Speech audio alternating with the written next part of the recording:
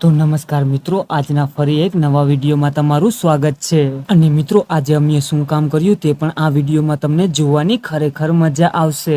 અને મિત્રો, આ અલગ પ્રકારના દેખાતા માછલાની અંદર પણ અમે ઓપરેશન કરવાનું ચાલુ કર્યું। તો મિત્રો, આ વિડીયો તમે છેલ્લે સુધી જોજો, કારણ કે તમને ખરેખર બહુ જ મજા પણ આવવાની છે। અને સાથે મિત્રો, આ વિડીયોને લાઈક બટન પણ દબાવી અને વધારે લોકો સુધી પણ આ વિડીયોને શેર કરી દેજો, જેથી કરી અને મિત્રો આગળ લોકો પણ આ વિડીયોને જોઈ શકે। તો આજે મિત્રો કઈ કામ ન હતું એટલે આ ગોટાને ચીરવાનું અને તેમાંથી ઈંડી કાઢીને ખાવાનું પણ કામ ચાલુ કરી દીધું। અને મિત્રો, આમ દોર પર તો આ માછલું જોવામાં કંઈક અદ્ભુત કલરનું જ લાગે છે, પરંતુ આની ઈંડી એવી ટેસ્ટી થાય છે કે મિત્રો તમે ખાધા જ કરશો।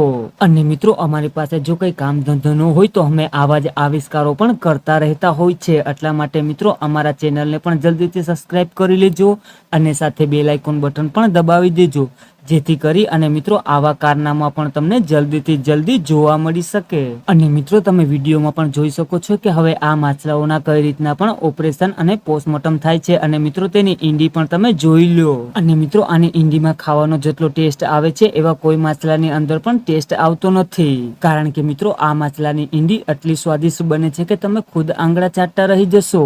અને મિત્રો, આમ દોર પર તો આ માછલું છે તે ગોટા ફિશ જેવું જ દેખાય છે, પરંતુ દરિયાની અંદર રેતીની જેમ પણ રહે છે અને રેતી જેવો તેનો કલર પણ હોય છે। અને મિત્રો, આ ગોટા ફિશ છે તે વધારેમાં વધારે ઓક્ટોપસ એટલે કે તે સલગનો પણ શિકાર કરે છે અને તેની અંદરથી સલગ અને નળી જેવું પણ નીકળે છે। અને મિત્રો, આ અમારો ભાઈ છે તે ઈંડી કાઢવાનો પણ એકદમ ખતરનાક ખેલાડી છે। અને મિત્રો, તમે જોઈ શકો છો કે કેવી રીતે ફટાફટ તે ઈંડી પણ કાઢે છે। અને તે સાથે મિત્રો, જો તમે અહીંયા સુધી આ વિડીયો જોતા હોય તો આ વિડીયોની રાય કોમેન્ટમાં જરૂરથી જ લખી પણ નાખજો। અને તે સાથે મિત્રો, આ વિડીયોને વધારે લોકો સુધી પણ શેર કરજો, જેથી કરી અને એ લોકો પણ આવા વિડીયોની મોજ સારી રીતે પણ માણી શકે।